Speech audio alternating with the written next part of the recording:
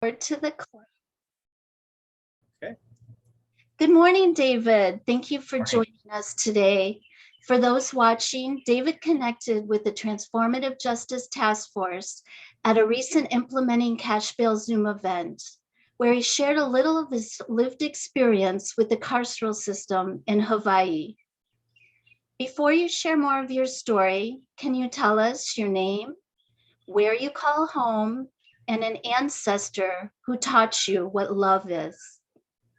Sure. I just want to start off by saying thank you for having me and for the opportunity and getting to share part of my story for something that I feel very strongly about. So my name is David Hogan, and I call Hawaii home. I've been here since 2005, um, and it's where I came of age. Um, I wasn't born here. I was born in Germany and kind of moved all over the place. My dad wasn't in the military, but he worked for Department of Defense, and so uh, I lived all over the world until he retired out here in 2005, and that's where me and my family have been calling home. And so, yeah, I love this place. It's beautiful, um, and it's where I grew up. An ancestor that taught me love. Let's see. I have to think of the first person that comes to mind is my grandpa on my dad's side.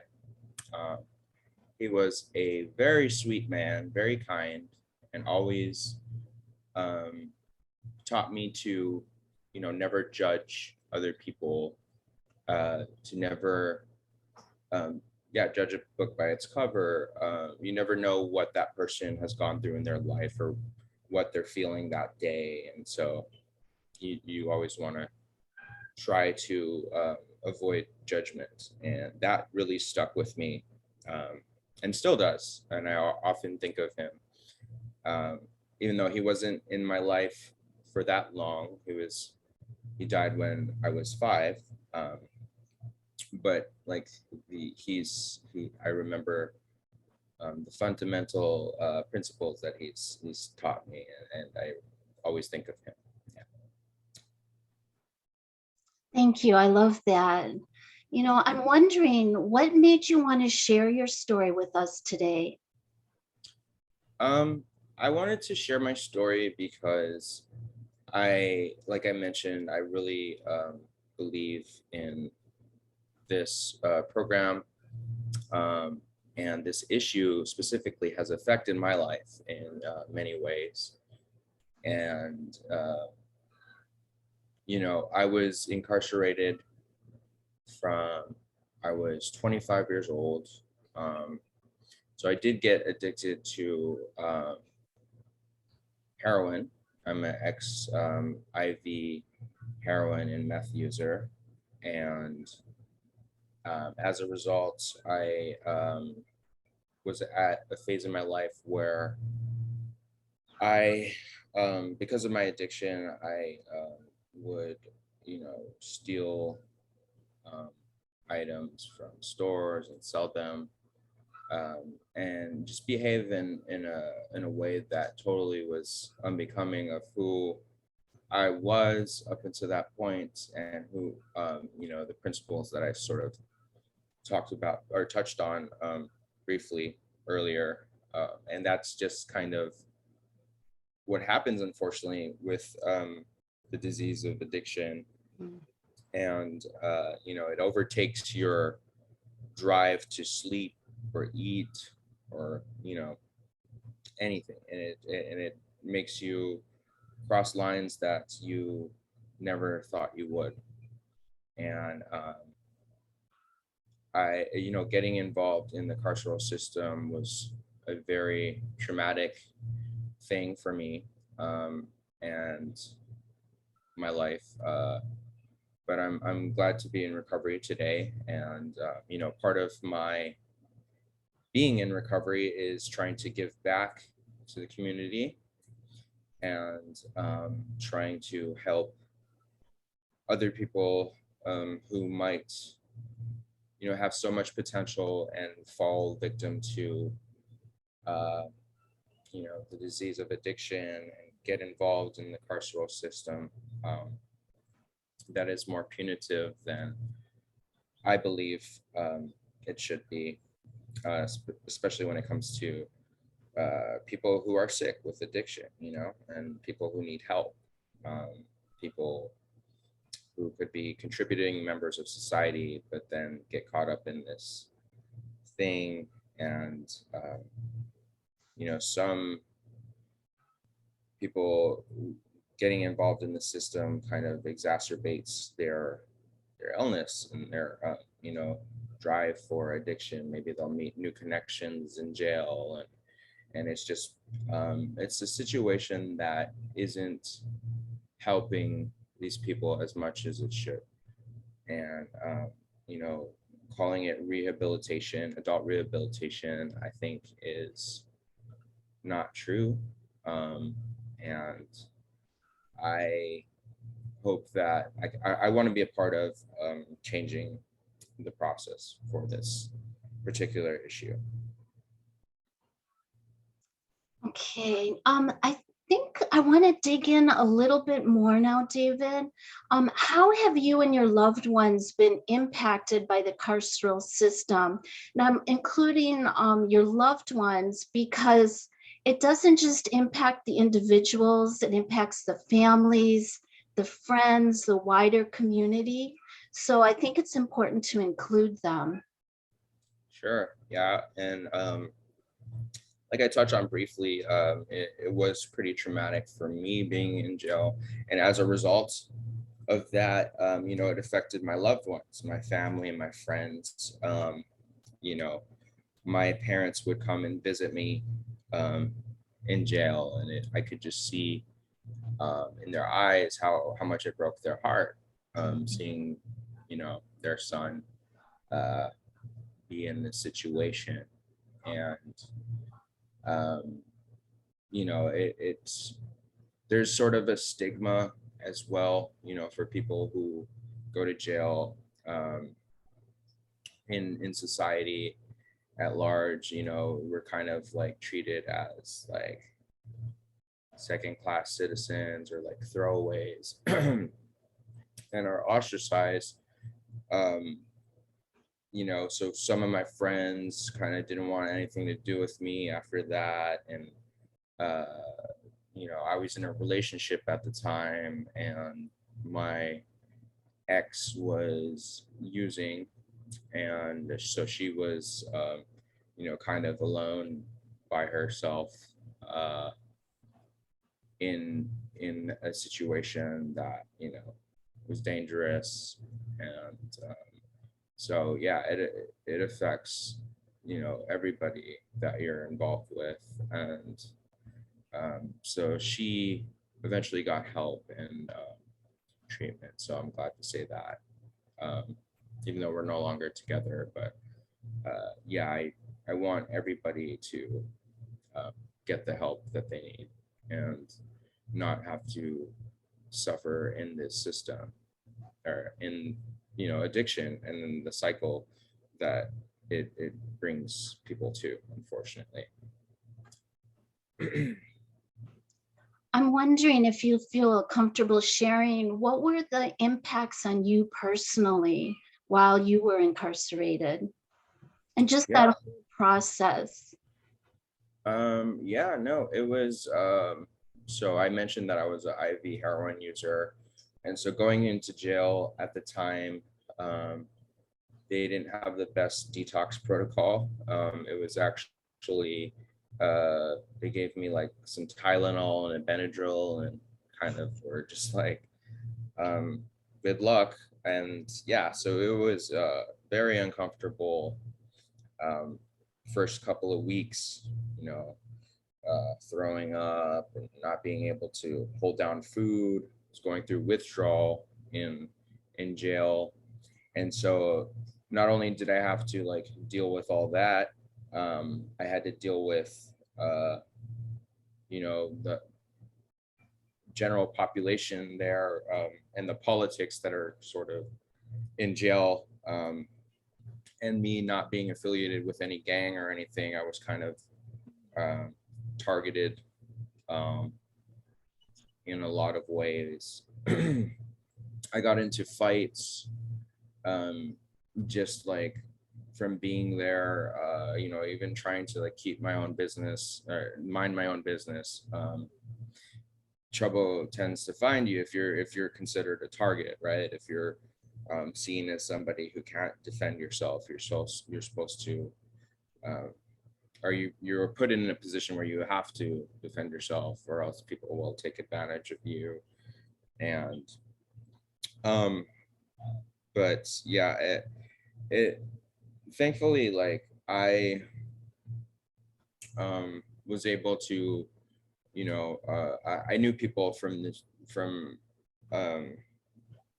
the life of addiction and stuff in there, so it wasn't like I wasn't totally alone. I was able to sort of form a makeshift gang of people that, it kind of helped me, not just totally be taken advantage of. But yeah, it's just like the conditions in there are, I compare them to like a third world country and even worse, like we were 3 men to a cell the size of a walk-in bathroom. There was one guy on the floor, roaches crawling around at night. They had a bunk bed with like steel slabs, very uncomfortable. Always when I finally got my appetite back after a couple weeks, I remember always being starved, or I mean, always being hungry, and just not having enough to eat. It felt like, and just like people fighting over food, and just sort of barbaric conditions. And yeah, not much to do.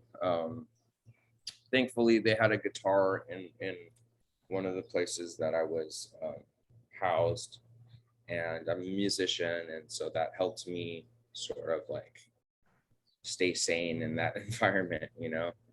So I'm really into like music therapy nowadays, and I'll get into that a little bit later, maybe. But yeah, that's just sort of yeah, what I experienced, and it was no fun. No, it doesn't sound like it. Wow. David, you've submitted testimony on House Bill 1567, which is the cash bail reform bill, and some other bills.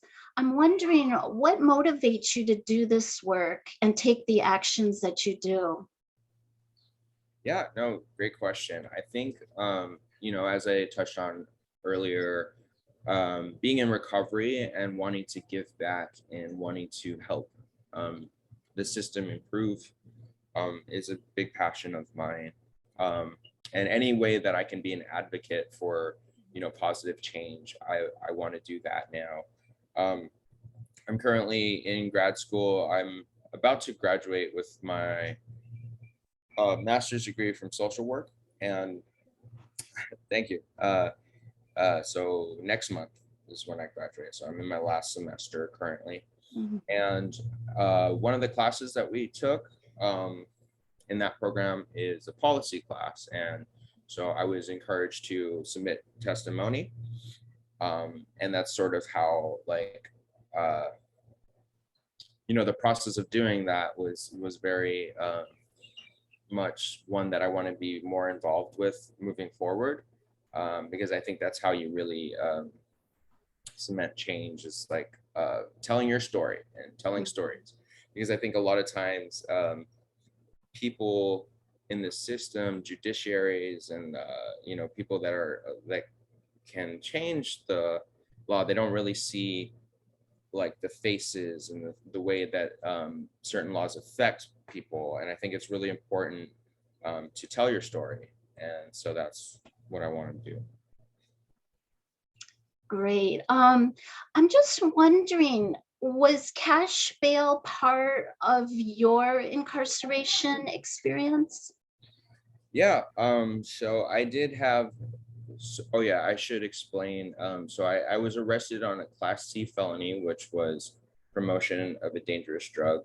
And it was a residue case. So Okay. what it was is I was caught trespassing at a store, and I was brought to cell block, and I was so out of it at the time that I forgot that I had a baggie in my pocket, and it had like a little residue piece of heroin. And so I was originally arrested on a misdemeanor, but when they found that residue charge, they slapped the red bracelet on.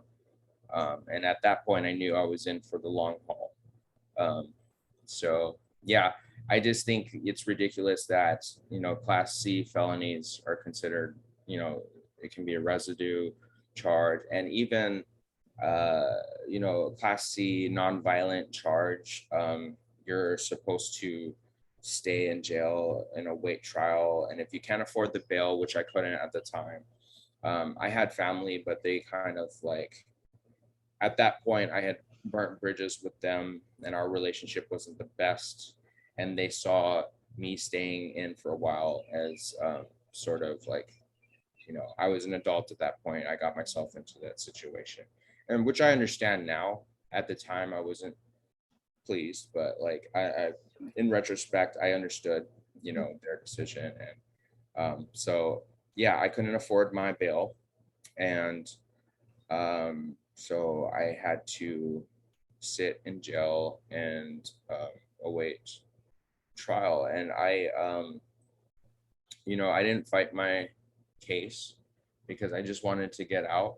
And so I just accepted um, the plea deal of being on drug court, which drug court is a lot better than being in jail, but it is still punitive, and there's like zero tolerance policy.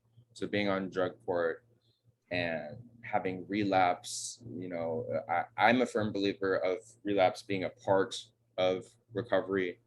I don't think that zero tolerance is feasible for a lot of users, especially IV users with heroin. Like it's impossible, I think.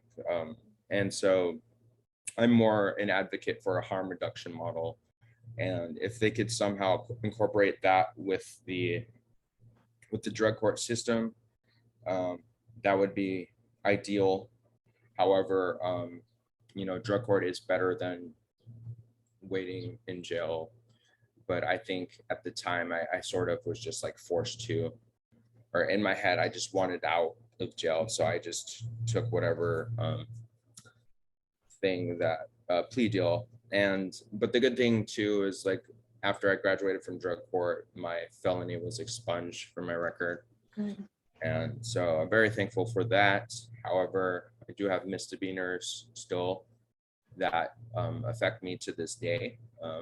Some places that run background checks, it's hard for me to get hired in certain things. So I'm looking into getting a pardon, and I'm hoping, like being active in the community and giving back and having like years of recovery will help my case there. And but yeah, that's sort of like my stance on it. I really wish that there was more money. I mean, the money that it costs to house people in pretrial situations, I wish that was spent in recovery programs and more treatment rather than a punitive system. Wow, that was really powerful. And I hope policymakers hear this, because I think it can be very impactful for them. And you have a great segue to my last question. We spend approximately $73 million a year on pretrial detention alone here in Hawaii. What alternatives to our current carceral system do you think our money should be invested in? And what types of programs or supports would have benefited you growing up, and what would benefit you now as an adult? Okay, that's a loaded few questions, but let's start with the the money issue. I think that, as I touched on a little bit previously, if the money is spent towards treatment and providing, recovery programs rather than housing, addicts, um, that would be great. Also, I'm a big proponent for MOUD, which is medications for opioid use disorder. So in the event, like somebody coming off the street who's withdrawing from heroin, they're able to have access to Suboxone or methadone, something to make their withdrawals, bearable, rather than them having to just be faced with the excruciating the emotional and physical pain that withdrawals induce. I think, there's a few states that are allowing heroin and opioid users to come in with their scripts of Suboxone, because when I was arrested, they didn't have a program like that. I think now they are allowing it, but it's not as widely known. That's at least my understanding. I could be wrong here. And so I guess like more access to that kind of thing. But first of all, I think they, shouldn't be incarcerated in the first place. I think, maybe a mandatory like treatment center or a diversion unit would be good, to help avoid this kind of scenario. Yeah, I think that money is better spent that way, and sort of like just giving back to organizations that help with preventative measures and, just educating the public. I think would, the money is better spent that way. And yeah, just helping addicts get into treatment rather than jail would be great. I'm wondering about kind of this preventative, proactive piece of having programs for youth. Can you expand a little bit upon that? What would have been helpful for you growing up and some of the things you're involved in now? Sure. Yeah. Oh, I forgot that was the other part of the question, but yeah, definitely. Growing up, I sort of wish that there were more counselors in my life that encouraged me to express myself. And I feel like, I felt repressed when I was a teenager, and I felt like expressing myself was not right, or, like I felt like it'd be somebody would get hurt if I was expressing myself.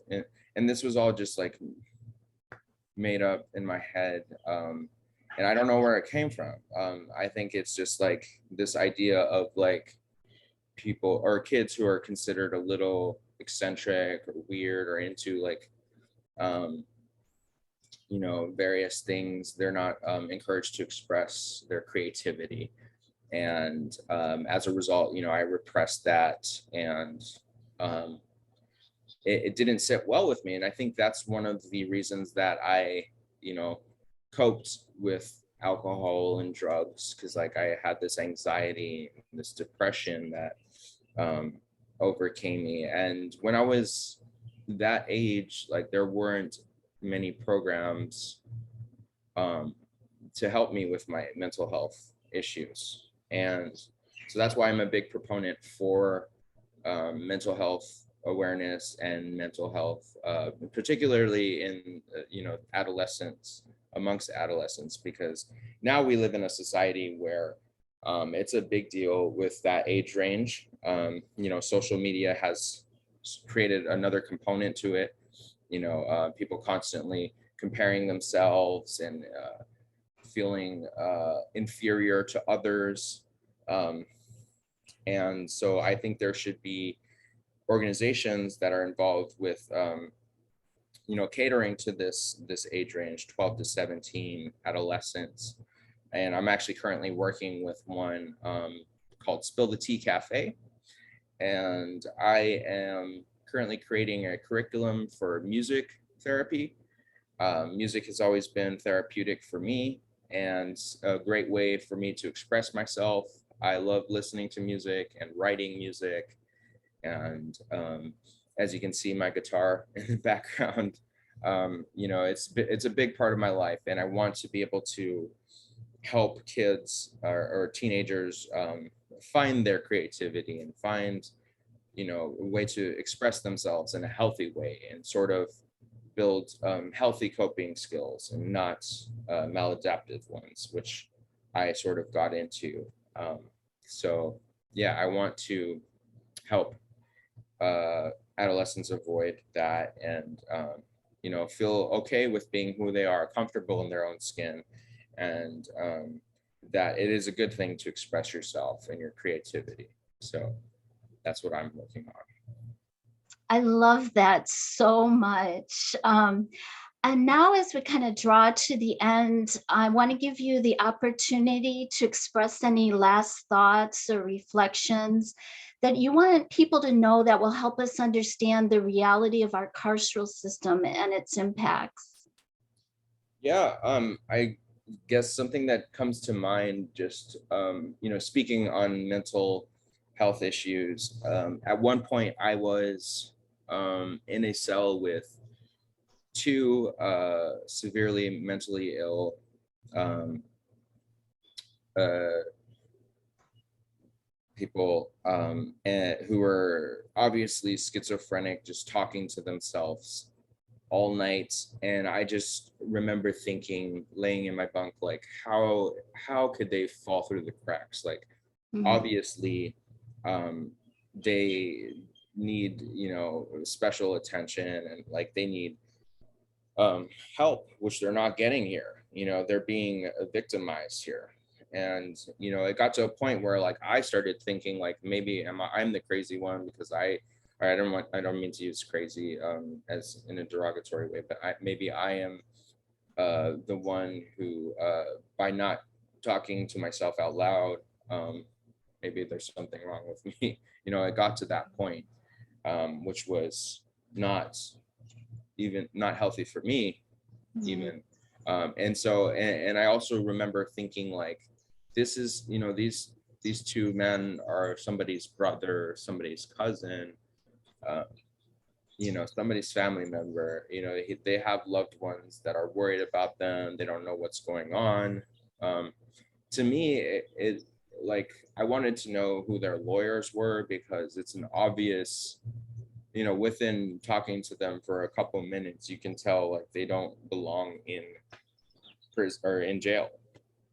Uh, and so like that just really stuck with me. I wanted to share that because I think the mental health issue doesn't get addressed as good as well as it should in carceral system, and it definitely needs to change.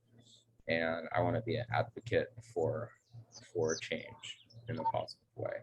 So thank you for letting me share parts of my story, and I really appreciate. I hope that it helps sort of shred, you know, or give a better picture of like what's going on and what needs to change. And yeah, thank you. Absolutely. Well, thank you, David, for sharing your story today. I really believe that when we hear each other's stories, it magnifies and amplifies all of our humanity, and it helps us weave our voices and experiences together, and it reminds us to live from a place of co-liberation. So thank you so much for being with us today. I really appreciate it. Yeah, thank you. It was my pleasure.